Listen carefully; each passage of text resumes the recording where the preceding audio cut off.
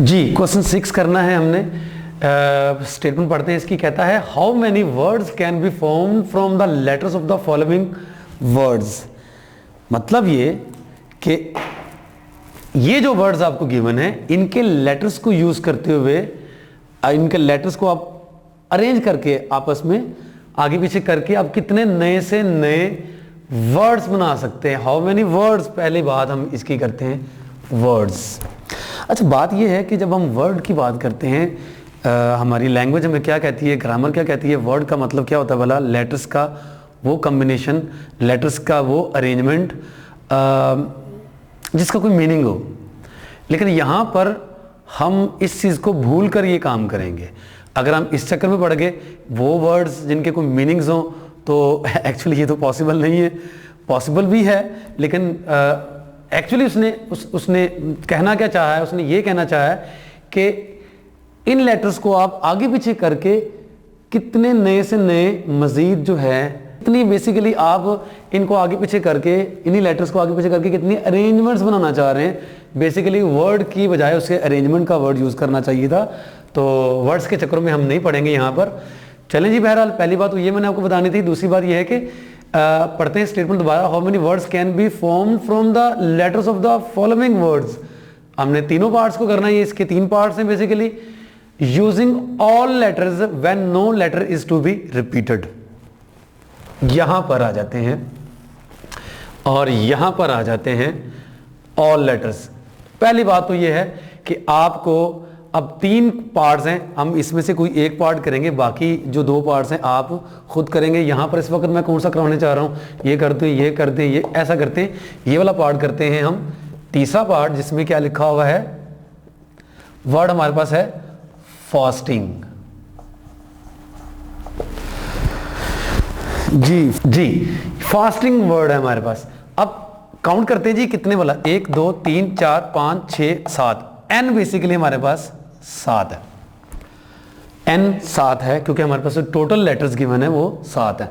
अब इसमें से हमने कितने लेटर्स का इस्तेमाल करके डिफरेंट अरेंजमेंट्स बनानी है, वो कितनी वाला उसने यहाँ पे लिखा हुआ है, यूजिंग ऑल लेटर्स, तमाम के तमाम लेटर्स को यूज करना है। तो इसका मतलब ये है कि r भी हमारे पास कितना हो गया, वो भी हमारे पास 7 ही है। मेन बात करते हैं इस क्वेश्चन में जो की पॉइंट है, जो इससे पहले किसी भी क्वेश्चन में नहीं आया था, वो ये है, कहता है when no letter is to be repeated. किसी भी लेटर को आपने रिपीट नहीं करना। अब यहां पर मैं जब ये चीज समझाने बैठता हूं यहां पर बहुत ज्यादा जोर लगा के समझाता हूं।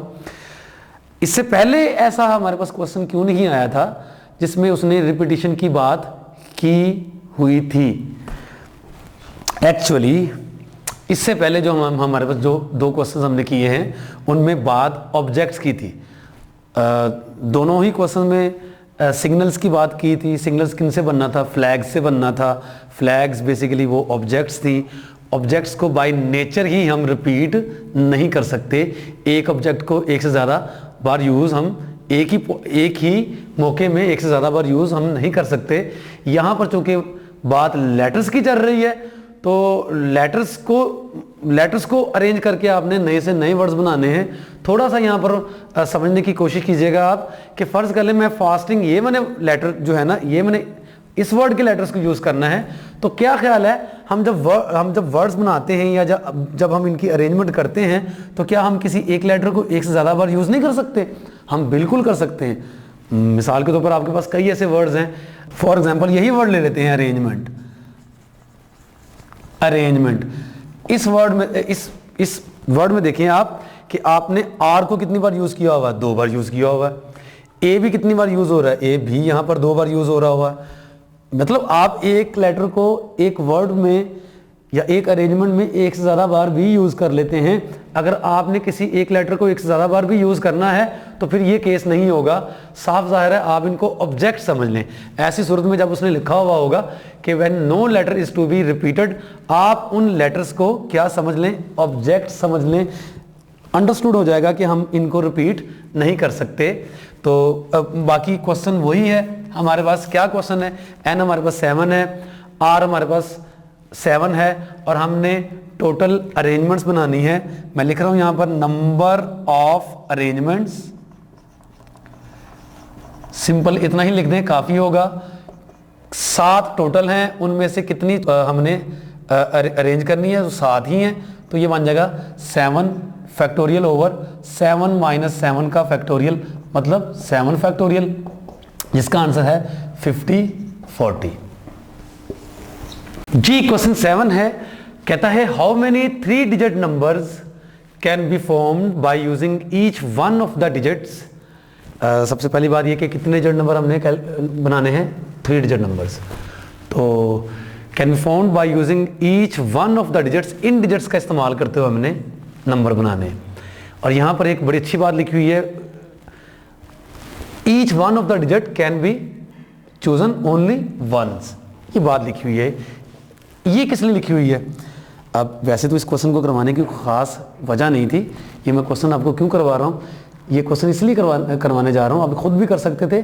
सिर्फ आप देखें कि लास्ट क्वेश्चन जो हमने किया उनमें लेटर्स की बात चल रही थी। लेटर्स जो है बाय नेचर हम एक लेटर को एक से ज़्यादा बार यूज़ कर सकते हैं, क्योंकि वो ऑब्जेक्ट नहीं थी।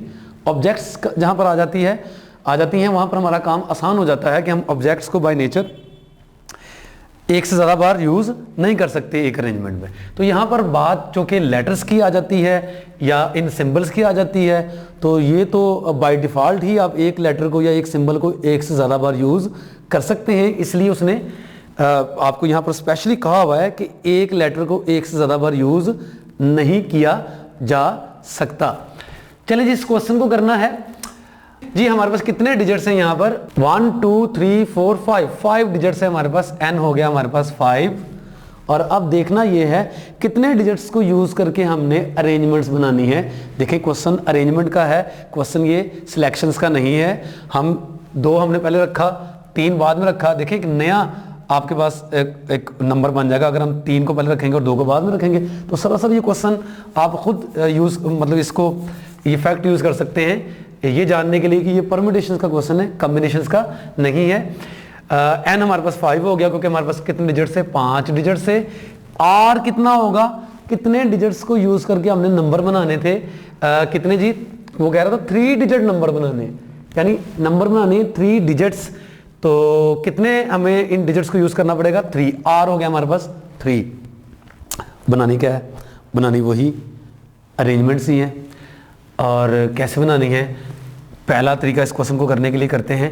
n 5 है हमारे पास, r कितना है हमारे पास, वो 3 है। तो नंबर ऑफ 3 डिजिट नंबर्स कितने बन जाएंगे हमारे पास, टोटल कितने हैं जी, 5। परम्यूटेशंस नीचे कितने डिजिट नंबर बनाने थे, 3। 5 में से 3 आपने सिलेक्ट करके अरेंज करने हैं बेसिकली।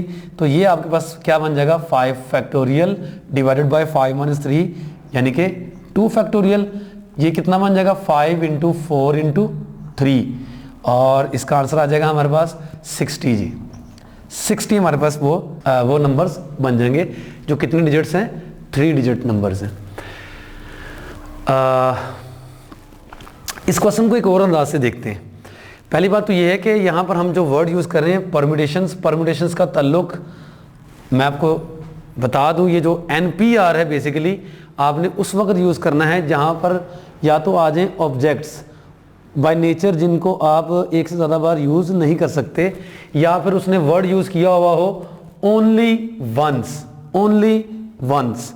इसका मतलब ये कि आप एक डिजिट को या एक लेटर को एक से ज़्यादा बार यूज़ नहीं कर सकते, उसने आपको मना कर दिया हुआ है। अगर वो आपको मना ना करता तो आप एक लेटर को या एक डिजिट को एक से ज़्यादा बार भी यूज़ कर सकते थे। अगर तो आप एक लेटर या एक डिजिट को एक से ज़्यादा बार यूज़ कर सकते होते तो ये क्वेश्चन आप इन परम्यूटेशन यानी NPR के फार्मूले से हरगिज़ ना करते। लेकिन इसका क्या मतलब है कि क्वेश्चन ये फिर हो नहीं सकता था, बिल्कुल क्वेश्चन हो सकता था। कैसे हो सकता था, वही हमारा बेसिक आइडिया जिससे बना है ये वाला फार्मूला। पहले तो मैं आपको ये बताता चलूं कि क्या, जैसे मैंने पहले भी एक क्वेश्चन को आपको 2 तरीकों से करवाया था, बॉक्सेस बना के भी करवाया था। इसी क्वेश्चन को पहले अगर बताता चलूं मैं कि अगर आपने बॉक्सेस बना के करना है तो कैसे करेंगे, आपने 3 डिजिट नंबर बनाने हैं तो आपको कितने बॉक्सेस बनाने पड़ेंगे जी, 3 बॉक्सेस बनाने पड़ेंगे। वही आइडिया, ये पहला बॉक्स है, ये दूसरा बॉक्स है, ये तीसरा बॉक्स है। पहला जो बॉक्स है कितने वेज से फिल किया जा सकता है, क्योंकि 5 डिजिट से आपके पास टोटल, तो पहले बॉक्स को 5 डिजिट से आप फिल कर सकते हैं। दूसरे बॉक्स के लिए रह जाएंगे कितने डिजिट्स, 4, इसको 4 वेज से फिल किया जा सकता है। और तीसरे बॉक्स को फिल करने के हमारे पास 3 वेज रह जाएंगे, इन सबको मल्टीप्लाई कर लें 5 × 4 × 3, तो ये वही आपके पास 60 आंसर आ जाएगा। आप इस क्वेश्चन को इस तरीके से भी कर सकते थे जी, आप इसी क्वेश्चन को इस तरीके से भी कर सकते हैं। और बल्कि अगर आप मुझसे पूछें तो मैं इस तरीके से करवाने के बजाय हर टाइप का क्वेश्चन इस तरीके से करवाने का मैं बेसिकली आदी भी हूँ, मुझे अच्छा भी लगता है। ज़्यादातर मैं यही तरीका बताता हूँ बच्चों को, क्योंकि इस तरीके से हर तरह का क्वेश्चन सॉल्व हो जाता है, हर तरह का। मसलन आप देखें, अगर उसने आपको ये ना कहा होता, मैं आपको ये समझाना चाह रहा हूँ, बेसिकली क्वेश्चन मैंने आपको कर दिया हुआ है, ये क्वेश्चन तो आपका ख़त्म हो चुका हुआ है जी। फ़र्ज़ कर लिया उसने आपको ये कहा होता कि ओनली वंस आपको ये यूज़ करने के लिए ना कहा होता। अब जैसा कि देखें, आपके पास पहले जो क्वेश्चंस आए थे उनमें ऑब्जेक्ट्स का जिक्र था, उनमें ये बात आपको नहीं कही हुई थी कि आप एक फ्लैग को एक बार यूज़ कर सकते हैं। वो अंडरस्टूड था आप एक फ्लैग को एक से ज़्यादा बार यूज़ कर ही नहीं सकते थे। यहाँ पर ये बात अंडरस्टूड नहीं थी। यहाँ पर क्या था, यहाँ पर उसने आपको मेंशन किया कि आप एक डिजिट को एक बार यूज़ कर सकते थे, या पिछले क्वेश्चन में एक लेटर को एक बार यूज़ कर सकते हैं, एक से ज़्यादा बार नहीं। अगर फ़र्ज़ कर लें आपको यहाँ पर वो नहीं कहता, तो इसका मतलब ये है कि अब आपके पास डिजिट्स हैं और आप एक डिजिट को एक से ज़्यादा बार यूज़ करके भी नंबर बना सकते हैं। बिल्कुल सीधा सीधा नंबर आप फ़र्ज़ कर लें, अगर आप 3 डिजिट नंबर बनाना है तो आप, ये भी आपके पास 3 डिजिट नंबर है, लेकिन इसमें तीनों डिजिट्स आपने किससे यूज़ किए हुए, किससे यूज़ किए हुए, बोला 2 वाले डिजिट, एक ही डिजिट को यूज़ करके बनाए हुए हैं। तो बॉक्सेस वाला आइडिया बड़ा ही बेहतरीन आइडिया है, जो कि हर क्वेश्चन पे चल जाता है ये तरीका बॉक्सेस वाला। यानी कि आप इस क्वेश्चन को आप बॉक्सेस की मदद से बड़ी आसानी के साथ कर सकते हैं। यानी अगर आपको स्टेटमेंट ये गिवन है, आइए देखते हैं ये कैसे करना है जी। वही काम आपके पास, n आपके पास कितना है जी, 5, n5 है।